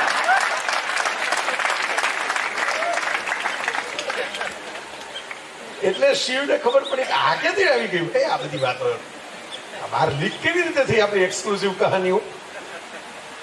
અને એમાં પછી ચોરી છુપી એ વાર્તા સાંભળીને, ત્યાં લગી તો હજી કૈલાસનો મામલો હતો, પણ એક વાર્તાનો એવો રસ્યો જીવ હતો કે જે સાંભળીને લખતો જતો હતો. એટલે શિવે એમ કીધું જા તો પૃથ્વી ઉપર જા, શ્રાપ આપી દીધો. પણ આપણી કહાનીઓ બધી ફેન્ટેસીની જૂની પ્રાચીન ભારતની એવી છે કે એમાં શિવના શ્રાપ એ વરદાન ગણાય. કામદેવને બાળીને ભસ્મ કરે પછી વરદાન આપે કે હવે તો આખી દુનિયામાં ફેલાઈ જાય અને વસંત તારી જ ઋતુ હશે, ને 5-7 વરદાન આપી દે. એટલે પહેલા શ્રાપ આપ્યો ને પછી એમ કીધું કે ભાઈ હું તો વાર્તાનો જીવ છું, તો એમ કરે પૃથ્વીવાસીઓને વાર્તા આપીને પાછો આવજે, પૃથ્વી ઉપર આટો મારવા જાશો. એમ કથા સરિત સાગર, વાતોની નદીઓનો દરિયો છે ને. આમાં બેક સ્ટોરી છે, અરેબિયન નાઇટ્સમાં બેક સ્ટોરી છે. વી ડોન્ટ નો કે સ્ટોરી સાચી છે કે નહીં, પણ આ વાત તો સાચી ને કે માણસ બોર થાય ત્યારે એન્ટરટેનમેન્ટ જોઈએ, અને જે એન્ટરટેનમેન્ટ એને બહુ ગમી જાય બીજા સાથે શેર કરવા માટે ઠેકડા મારે. એમાં તો આ સોશિયલ નેટવર્ક ચાલે છે આટલું. મને ગમી ગયો એ ફોટો હું એકલો જ શું કામ જોયા કરું, તમે જુઓ, શેર કરું, સમજાય છે. તો આખી વાતનું સાર એ છે કે જે સત્ય આમ આપણને ગળે ઉતરે એવું નથી હોતું, જે સત્ય આમ આપણને સમજાય એવું ઘણી વાર નથી હોતું, એ ફેન્ટેસીમાં સમજાઈ જાય છે. આમ બ્રહ્માંડના નિયમો ને બ્લેક હોલ ને એવું બધું અટપટું કોઈ ક્લાસ લેવા જાય તો બહુ મજા ના આવે, પણ ક્રિસ્ટોફર નોલન ઇન્ટરસ્ટેલર બનાવે તો આપણે એમને ગૂગલ કરવા માંડીએ કે આ શું હતું, ઓલું આ ફોર્થ વોલ એટલે શું, આ શું, આ ફ્યુચરિસ્ટિક આ ટાઈમ ટ્રાવેલ થાય કે નહીં. કારણ કે એને કલ્પનાની પાંખ એવી ઉડાડી કે જેને કારણે વાસ્તવની આંખ તમારી ખુલી ગઈ. ઘણા બધા ફિલ્મ મેકર્સ, ઘણા બધા લિટરરી ઓથર્સ તમને એના માટે મજબૂર કરે. અને એટલા માટે દાખલા તરીકે બધે આવે છે તો મૂળ સત્યમાંથી ને. સંજય ભણસાલીએ એકવાર, હું તો હસતા હસતા એવું કહેતો કે ભણસાલીની બધી ફિલ્મો હોય ને તો એક ભણસાલીપુર હોય. બરાબર, આપણે રામપુર ને અંતે ને ભણસાલીપુર હોય. એ એક એનું પોતાનું જ ગામ હોય. તમે જોજો, એનું ઉદયપુર ભણસાલીપુર હોય, એનું ગોવાઈ ભણસાલીપુર હોય, એનું સિમલાઈ ભણસાલીપુર હોય. આમ તમે મૂળ ગામમાં ન હોય એવી એવી મૂર્તિઓ મૂકી દીધી હોય ને એવા કુંડ બનાવ્યા હોય ને એવા ઝરૂખા બનાવ્યા હોય. આપણી એકાદ ગુજરાતી ફિલ્મ બની જાય એકાદ સીનમાંથી. એટલા બજેટનો તો એક પેલો સેટ લગાવેલો હોય. એવું કોઈ કે એમને પત્રકારે કોઈ પૂછ્યું હતું કે દરેક વાતને આવી લાર્જ લાર્જ લાર્જ કેમ બતાવો છો? બાજીરાવ મસ્તાની હોય કે આમ બાજીરાવની એન્ટ્રી થાય તમને એમ થાય કે ઓહો, એથેન્સ ને સ્પાર્ટાના બધા રાજ્યો આ એક જ મરાઠા સામ્રાજ્યમાં આવી ગયા છે. આવું કેમ લાર્જર દેન લાઈફ બતાવો છો? એટલે એણે એવો જવાબ આપેલો કે મારી ભુલેશ્વરની ચાલીમાં દારૂડિયો બાપ અને બીજાના કપડાં સીવીને ગુજારો કરતી માં, એટલે તો હું નામની પાછળ માનું નામ લખું છું. બાપ તો હું 18 વર્ષનો હતો ત્યારે જતો રહ્યો. તો એ ભુલેશ્વરની, મુંબઈની કન્જસ્ટેડ, ગંદી, ગટરથી ઉભરાતી, ગાળોથી છલકાતી ચાલીમાં હું મોટો છું ને, એટલે મેં એમ કે એ વખતે મનમાં, કારણ કે આ રિયાલિટી તો બહુ ગંદી હતી, આસપાસની હતી. એટલે હું એમાંથી છટકી જવા માટે, આમ તો છટકી શકાય એમ હતું નહીં. ઘર છોડીને કઈ સાઉથ બોમ્બેમાં કોઈ બંગલો બાંધીને રહી શકાય એવી તો પૈસા નહોતા. એટલે હું કલ્પનામાં બંગલાઓ બાંધતો. આ જ વાત સ્ટીવન સ્પિલબર્ગે જુદા સંદર્ભે કહી છે. યહૂદી કુટુંબ અને બધા બહુ એકદમ ધર્મચુસ્ત યહૂદી પિતા અને માતા. સ્પિલબર્ગને બધું જરા ફેન્ટેસી ને કલ્પનાનો શોખ. આમ રિજેક્ટેડ, આજુબાજુની સોસાયટીમાં બહુ એને એક્સેપ્ટન્સ મળે નહીં. અને એમાંથી સ્પિલબર્ગે એમ વિચાર કર્યો કે એલિયન આવે તો મારું કોઈ દોસ્તાર નથી. એમ ઈટી જાદુ, આપણે કારણ કે આપણે ઈટીની કોપી કરીને કોઈ મિલ ગયા બનાવ્યું. તો મારો કોઈ ભાઈબંધ નથી, મારો કોઈ દોસ્તાર નથી. તો આકાશ સામે સ્પિલબર્ગ કે હું તાકી તાકીને જોયા કરતો કે કોઈક આમાંથી ટપકે અને આપણો દોસ્તાર બને તો. હવે એ કે ટપકું જ નહીં કોઈ. હું મોટો થઈ ગયો બાળકમાંથી, કોઈ આકાશમાંથી એલિયન ટપક્યો નહીં, તો મેં પડદા ઉપર ટપકાયો. ઈટી ફિલ્મ બનાવી. See the fun. Dinosaurs actually તો આપણે જોયા જ નથી, છતાં સ્પિલબર્ગે ઇમેજિન કર્યા. માણસની વાસ્તવિકતા, સત્ય ક્યારેક એટલું બધું આકરું થઈ જાય છે એના માટે પચાવવા માટે કે એને એસ્કેપ રૂટ તરીકે કલ્પના જોઈએ છે, ઇમેજિનેશન જોઈએ છે. એસ્કેપ કે વાસ્તવમાં તો આ નથી. સાંઈરામ દવેની એક સરસ મજાની, સાંઈરામ દવે તો હાસ્ય કલાકાર તરીકે વિખ્યાત છે, પણ એની કવિતા છે, ગંભીર કવિતા. એનું મુખડું એવું છે, ધ્રુજે છે હાથ મારો આ સવારે એનું કારણે ફરી સપનામાં આવીને તે મારી આંગળી ઝાલી લાગે છે. રૂબરૂમાં તો કોઈની મુલાકાત થતી નથી, પણ સપનામાં આવીને આંગળી ઝાલી લાગે છે. એટલે હાથ સવારે ધ્રુજે છે. હવે પાપણોમાં અદાલત ભરાશે, મેં સ્વપ્નો નિરખવાના ગુના કર્યા છે. રમેશ પારેખ. બરાબર. આ જે છે પ્રેમ, આશા, પ્રેમ અધૂરી આશા, લાગણી में હૃદય, સોરી પ્રેમ, અધૂરી આશા, લાગણી અને હતાશા એક જગ્યા પર જો જમા થઈ જાય તો હૃદય બની જાય મરીઝ. આમ દિલ નથી બનતું, પણ દિલ બને છે આ બધાથી, લાગણીઓથી, સંવેદનાઓથી, તૂટવાથી, અધૂરપથી. જે આમ અધૂરું રહી જાય છે એને તમે પછી ફેન્ટેસીમાં પૂરું કરો છો. દેશી વોટ્સઅપના ફોરવર્ડ મેસેજની ભાષામાં કહું તો જે મળતા નથી હોતા એ પાસવર્ડ બની જાય છે. થઈ ગયું ને આ વાત? કનેક્શન મળ્યું ને? તો ઇમેજિનેશનનું એક રજવાડું છે. ઇમેજિનેશનની ફ્લાઇટને કારણે માણસ અહીં પહોંચ્યો. આપણો સેકન્ડ ફેઝ જે આપણે લીધો હતો, પાવર ઓફ ઇમેજિનેશન. સાહિત્ય ઇમેજિનેશનનો પાવર છે. બહુ મોટા લેખક છે અત્યારે, બહુ ફેમસ થઈ ગયા છે. આખી દુનિયામાં એમના મોટા મોટા લેક્ચરો ગોઠવાય છે. યુવલ નોવા હરારી. કદાચ આમાંથી કોઈ પુસ્તક એમનું વાંચ્યું હોય, અથવા તો પુસ્તક વિશે વાંચ્યું હોય, અથવા તો એનું નામ સાંભળ્યું હોય. સેપિયન્સ છે કોઈ? આમ વાત છે ખરા. તમને એમ ન થાય ને કે આ ભાઈ તો પછી પોતાની મેળે, અમે પરીક્ષા દેતા ને ત્યારે એવું થતું કે પછી ઇમેજિનેશનના કેટલા ફાયદા છે હું તમને સમજાવું છું.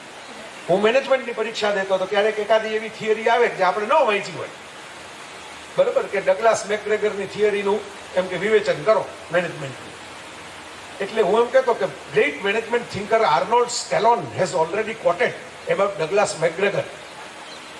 હવે આર્નોલ્ડ શ્વાર્ઝેનેગરની ફિલ્મો ત્યારે જોતો અને સિલ્વેસ્ટર સ્ટેલોનની ફિલ્મો ત્યારે જોતો. એમાંથી હું મેનેજમેન્ટ થિંકર આર્નોલ્ડ સ્ટેલોન બનાવતો.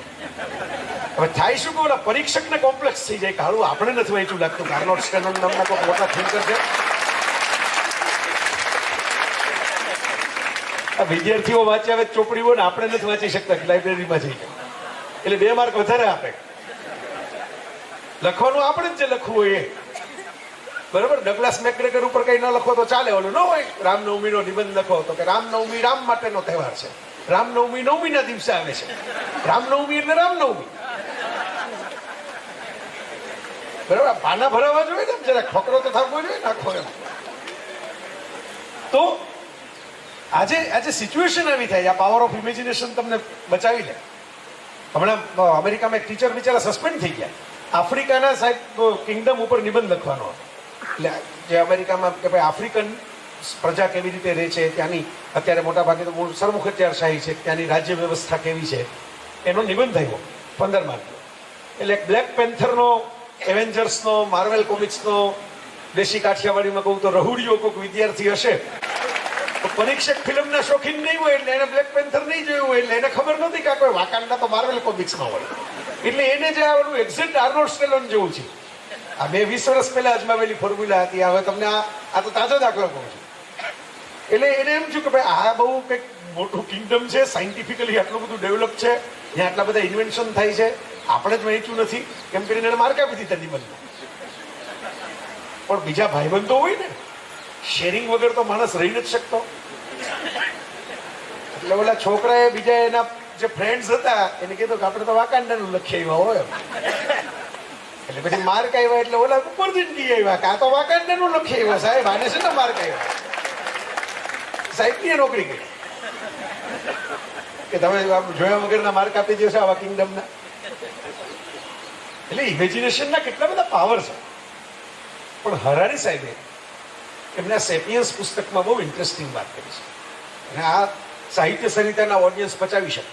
આ કદાચ હું અમદાવાદની પબ્લિક વચ્ચે બોલતો હોઉં તો મારે ધ્યાન રાખવું પડે કે હવે જરાક ઊંચું થઈ ગયું. હવે આ બાઉન્સર છે એ ઉપરથી જશે, આમાં નો બોલ થશે, એટલે કોઈક આપણા રન કાપી લે એના કરતા બેટર છે કે આપણે ફેંકવા જ નહીં એવા દડા. જરાક ઊંચી વાત. હું તો સિમ્પ્લિફાઈ કરું છું, બને એટલી રમૂજી કરું છું, પણ ઊંચી વાત. હરારી સાહેબ એમ કહે છે કે આપણી રિયાલિટી છે વૃક્ષ, આપણી રિયાલિટી છે સિંહ, વાઘ, દીપડા, સસલા, ચકલા. આ રિયાલિટી છે. પાણી, નદીઓ, ધોધ, કુદરતે બનાવેલી રિયાલિટી છે. આમાં બહુ મજા નથી આવતી, આમાં બહુ જામતું નથી. એટલે માણસે પહેલું ઇમેજિનેશન કર્યું ગોડ, ભગવાન. જો પોતાને જેવો જ બનાવ્યો. પોતાને 2 હાથ હોય એટલે ભગવાનને 2 હાથ જ હોય, પોતાને 2 આંખ હોય એટલે ભગવાનને 2 આંખ હોય. રાજા રવિ વર્માના કેલેન્ડર આર્ટમાંથી આપણા દેવદેવીઓના જે ઘરમાં રાખીએ છીએ એની ચિત્રો આવ્યા તો બધા જો કાંજીવરમની જ સાડી પહેરીને બેઠા હોય. બરાબર, કોઈ ગુજરાતી સાડી પહેરીને કઈ દેવી કેમ નથી બેઠા? કારણ કે ચિત્રકાર રાજા રવિ વર્મા કેરળમાં મોટા થયા હતા, સાઉથ ઇન્ડિયામાં એને બધા રેફરન્સીસ લીધા હતા. એટલે એમના શિવ જુઓ કે એમના વિષ્ણુ જુઓ કે એમના લક્ષ્મી જુઓ કે એમના સરસ્વતી જુઓ, બધા પેલી બોલ્ડર વાળી, ચમકતી બોલ્ડર વાળી કાંજીવરમ સાડીમાં જ હોય. સમજો. એટલે માણસે પોતે ક્રિએટ કરી એક ફેન્ટેસી. હરારી સાહેબ એવું કહે છે કે God is a biggest story that mankind is told generation to generation. આપણે એક વાર્તા બનાવી, દરેકે પોતપોતાની વાર્તા બનાવી. કોકે એમ કીધું કે પાતાળમાં રહે છે, કોકે કીધું કે આકાશમાં રહે છે, કોકે કીધું કે 4 હાથવાળા છે, કોકે કીધું કે 2 હાથવાળા છે, કોકે કીધું દેખાતા જ નથી, એનો આકાર જ નથી, કોકે કીધું કે નાના કૈલાસ ઉપર રહે છે. જેમ જેમ આપણે આગળ વધતા ગયા એમ પેલી તૂટતી જાય છે. કૈલાસ ઉપર માણસ આટો મારી આવ્યો જોયું કાંઈ તો કોઈ દેખાતું નથી. ચંદ્ર ઉપર આટો મારી આવ્યો, મંગળ ઉપર આટો મારી આવ્યો, હજી કઈ દેખાતું નથી. એક બીજે રહેતા લાગે છે. આપણે આમ આકાશમાં જોઈને કહેતા હતા કે આમ રહે છે, પણ આ આકાશમાં તો આટો મારી આવ્યા, હજી દેખાતા નથી, ભગવાનનું ઘર નથી મળતું. એટલે કે જેમ જેમ તમે પ્રગતિ કરો એમ તમારું ફેક્ટ વધતું જાય, એમ તમારી પછી ઇમેજિનેશન તૂટતી જાય. તમે સુપર ઇમેજિનેશન પછી ક્રિએટ કરો. કે ભાઈ ના ના એ આ બ્રહ્માંડમાં નથી રહેતા, એ તો બ્રહ્માંડના પણ બ્રહ્માંડ ઉપર રહે છે. God is our imagination. આજે ઇમેજિનેશન કર્યું એમાંથી માણસોને પછી એને એમ કહ્યું કે ભાઈ હવે મજા એ છે કે ઇમેજિનેશન ફેક્ટ ઉપર એટલી હદે હાવી થઈ જાય છે કે વૃક્ષ કેટલા રાખવા કે ન રાખવા, પ્રાણીઓ મારવા કે ન મારવા, આ ગોડની બિલીફના આધારે લોકો નક્કી કરે કે ભાઈ હું નહીં મારું, મારા ધર્મમાં ના છે આવું બધું મારવાની ખાવાની ના છે, નહીં, મારો ભગવાન ના પાડે છે, મારા ઈશ્વરે એમ કહ્યું છે કે વૃક્ષો વાવો, આ નદીને ચોખ્ખી રાખો. એટલે imagination will protect the reality, એવું હરારી સાહેબ કહે છે. ગ્રેજ્યુઅલી એ તબક્કો આવે કે ઇમેજિનેશન રિયાલિટીને પ્રોટેક્ટ કરવા પડે એવું માને. આપણે માનતા નથી માનતા, આ વ્યક્તિગત આસ્થાવાળી વાત જ નથી, આ કલેક્ટિવ ઇમેજિનેશનની વાત છે. આ સમજાવવા માટે મેં તમને કીધું ને જરાક ઊંચું છે એટલે હું તમને એક ઉદાહરણ આપું. ધારો કે એક મોટી કંપની છે મેકડોનાલ્ડ્સ કે રિલાયન્સ, વોટેવર, તમને જે મજા આવે એવી કંપની તમારે ધારી લેવાની છું. તમે એમ કહો કે આપણે સ્વદેશી ધારવી છે તો સ્વદેશી ધારો, વિદેશી ધારવી છે તો વિદેશી ધારો. હવે તમને ખબર હશે કે કોકોકોલા છે, મેકડોનાલ્ડ્સ છે, એના મૂળ ફાઉન્ડર જે છે, મેકડોનાલ્ડ્સ ઉપર તો આખું પિક્ચર બની ગયું છે. એ તો મેકડોનાલ્ડ્સ જે બે ભાઈઓના નામ ઉપરથી જે એન્જિનિયર હતા પાછા, હોય તમારે જાણ ખાતા, બે મેકડોનાલ્ડ્સ એન્જિનિયર હતા અને એને એન્જિનિયરિંગની પોર્ટ અને સીપીએમની જે ટેકનિક છે એ બર્ગર બનાવવામાં અજમાવી હતી. કે એક બાજુથી સ્લાઇસ કરે એક માણસ, બીજી બાજુથી કોકમાં ચટણી નાખે, ત્રીજી બાજુથી ચીઝ નાખે, ચોથી બાજુથી ટોમેટો ને બધું કપાયેલું હોય એ નાખે, પાંચમી બાજુથી પેક થાય એટલે 1 મિનિટમાં રેડી થાય. એટલે એક જમાનામાં મેકડોનાલ્ડનું એવું હતું કે 1 મિનિટમાં ઓર્ડર પછી તમને મળે નહીં તો તમને એક કોકોકોલા ફ્રી. પછી ભારતમાં તો એને કાઢી નાખ્યું રહેતા રહેતા. આપણે તો એવું થાય કે પેલું ટાકો બેલ અમેરિકામાં બહુ ફેમસ છે. પછી ટાકો બેલ મુંબઈમાં આવ્યું પહેલી વખત ત્યારે હું ગયો હતો ત્યાં, તો અમેરિકાની સ્ટાઇલમાં ત્યાં ફાઉન્ટન રાખેલો સોફ્ટ ડ્રિંક માટે. એટલે શું તમારે પૈસા ભરી, અમેરિકામાં એવી સિસ્ટમ છે જેમાંથી કોઈ ગયા હોય એને ખબર હશે, ગ્લાસ આપે તમને, પછી તમે ફાઉન્ટન ઉપર જઈને પીવું હોય એટલું પીવો. મોટા ભાગે લોકોને પીવું હોય એટલું જ પીવે, ઘરેથી બોટલ લઈને ન જાય, આપણે આખી ભરી દેવાની છે.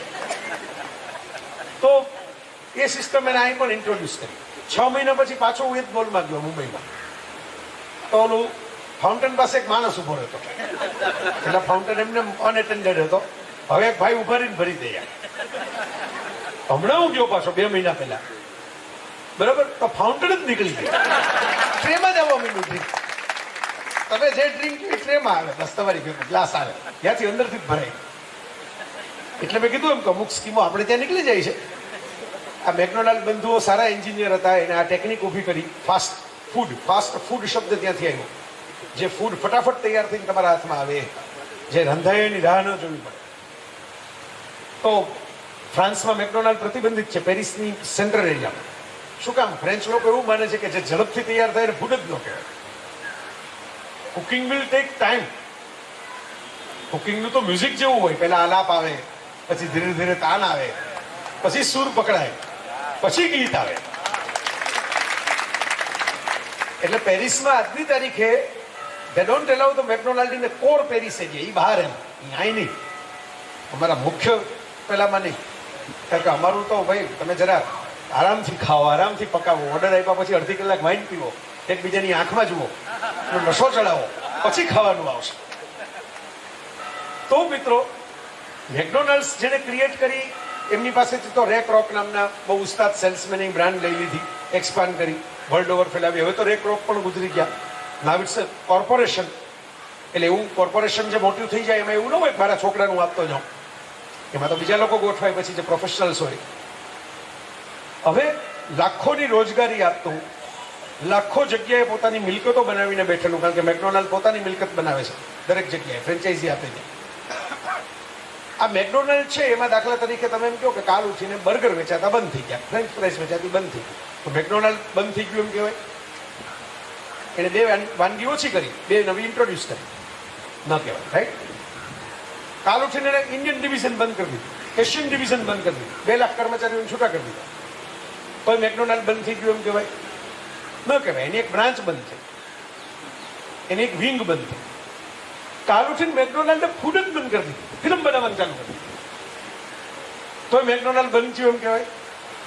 કારણ કે મેકડોનાલ્ડ પાટિયું તો ટકેલું જ છે, એ તો ત્યાં ઊભું જ છે. કાલ ઉઠીને મેકડોનાલ્ડ જ બંધ થઈ ગયું, તાળા લાગી ગયા, કંપનીના બધા ડિરેક્ટરો છોડી દીધું.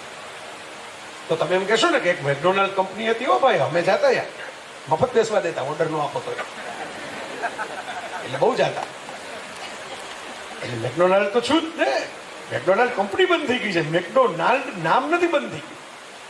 રાજ કપૂર જતો રહ્યો છે, રાજ કપૂર, બરાબર, આરકે હવે સ્ટુડિયો તૂટી ગયો, વેચાઈ ગયો, બરાબર, છતાં હું એમ કહું કે રાજ કપૂર, આરકે, ઘણા એવા શોખીનો બેઠા હશે કે હા આરકે તો આરકે ભાઈ, એની ફિલ્મો તો એની ફિલ્મો. C the fun. આજ પેલા હરાડી સાહેબ વાત સમજાવે છે આપણને કે ઇમેજિનેશન એટલું બધું પાવરફુલ થઈ જાય છે, ક્યારેક સાહિત્ય એટલું બધું મજબૂત થઈ જાય છે, સર્જન એટલું બધું સ્ટ્રોંગ થઈ જાય છે કે ઘણી વખત તમારી રિયાલિટીને એ ઓવરટેક કરી નાખે છે. ઓરિજિનલ રિયાલિટી તમે ભૂલી જાઓ છો, અને આ સર્જનાત્મક જે વાસ્તવિકતા તમને આપી છે ને, કલ્પનાની આંખવાળી, એ જ તમે આખી જિંદગી યાદ રાખો છો. અને આ બહુ ઇન્ટરેસ્ટિંગ છે. પેલા યાન માર્ટેલે લાઈફ ઓફ પાઈ નામની એક કહાની લખી, ભારતમાં આવીને લખી. એના કહેવા મુજબ એને સ્ટોરી સૂચતી નહોતી, એને ભારતમાં રખડતા હતા, પછી અચાનક મગજમાં ઝબકારો થયો, એટલે જ વિષ્ણુ ને અંતે એવું બધું આવે છે લાઈફ ઓફ પાઈમાં. એના ઉપરથી ઓસ્કાર વિનર ફિલ્મ પણ બની ગઈ. એ યાન માર્ટેલ એમ કહે છે કે જિંદગીમાં 3 જ વાક્યો છે, ઓનલી 3 સેન્ટેન્સ. જિંદગીમાં દરેક માણસે પોતપોતાની વાર્તા બનાવવાની હોય છે. Everyone has to make his or her own story. આપણે જે જીવીએ છીએ આપણી વાર્તા. ગાંધીજી જીવતા હતા ત્યારે તો એ રોજે રોજના દિવસો હતા. આજે આપણને વાર્તા જેવું લાગે છે. કોઈ મોટા પોપ સિંગરની કે એની લાઈફ સ્ટોરી આપણે બોહેમિયન રેપ્સોડી જેમ આવી, ફ્રેડી મર્ક્યુરીની, માઇકલ જેક્સનની કહાનીઓ ઘણા કહેતા હોય છે. સચિન તેંડુલકર ઉપર ફિલ્મ બની ગઈ, મહેન્દ્રસિંહ ધોની ઉપર ફિલ્મ બની ગઈ. આ તો day to day normal life જીવનારા માણસો છે ને, તમારી નજર સામે જોવો છો. પણ ફિલ્મમાં ડ્રામા આવે, 2.5 કલાકમાં મહેન્દ્રસિંહ ધોની સ્ટેશન ઉપર ઊભો હોય એ પણ આવે, અને એનો ફ્રેન્ડ છે એને ફોન કરતો હોય એ પણ આવે, અને એની ગર્લફ્રેન્ડને મળવા જતો હોય એ પણ આવે. તો જ્યારે આપણે આ ઇમેજિનેશનમાં one has to create his or her own story. તમારે તમારી વાર્તા બનાવવાની છે. Interesting thing is you can select the better story. આજે તમારી વાર્તા બહુ રસપ્રદ ન હોય તો આવતીકાલે આવી જ રહેશે એવું જરૂરી નથી. Change your story. ભગવાન એક સ્ટોરી, જે કર્ણનું વાક્ય છે કર્ણભારમ નાટકમાં, સંસ્કૃતમાં, દેવાયત્તમ કુલે જન્મમ મદાયત્તમ તુ પૌરુષમ. ત્યાં જન્મ થાય મારા હાથમાં નથી, પરાક્રમ દેખાડવું મારા હાથમાં વાત છે. આજે આપણે ઈશાના કે આકાશના લગ્ન જોઈને એમ કહીએ કે આહા, અંબાણીએ પણ બાકી લગ્ન કર્યા જ, બાકી છોકરીના આહા, છોકરાને ભણાવશે, કંકોત્રી કેવી આવી, 2 લાખની તો કંકોત્રી બનાવી. પણ ધીરુભાઈ ચોરવાડમાં રહેતા હતા ત્યારે આ સ્ટોરી નહોતી. પછી ધીરુભાઈએ સ્ટોરી ચેન્જ કરી પોતાની, તો એમના ગ્રાન્ડ ચિલ્ડ્રનને આ સ્ટોરી મળી. સમજો, you can change the story. આજે કદાચ એવો ખૂણામાં ધીરુભાઈ હશે જે આ બધું જોઈને વિચારતો હશે કે અપના ટાઈમ ભી આયેગા. જેમ ધીરુભાઈ એ જમાનામાં વિચારતા હતા ત્યારે લોકો એમ માનતા હતા Tata is unbeatable, Birla is unbeatable, એને ઓવરટેક કરે એવી કંપની ભારતમાં ન હોય. તો ધીરુભાઈ એવા કાનુઠીને આવે જ ને. સચિન રમતો હોય ત્યારે કોઈને વિરાટની કલ્પના હતી? છતાં વિરાટ આવ્યો જ ને તમારી નજર સામે. તો આવે જ, એ તો કુદરતનો ક્રમ છે, એમાં તમારું મારું કંઈ ચાલે નહીં. So first sentence, everyone is living his or her own story. Second sentence, you can select or change to the better story. And a third, story with an imagination is interesting story.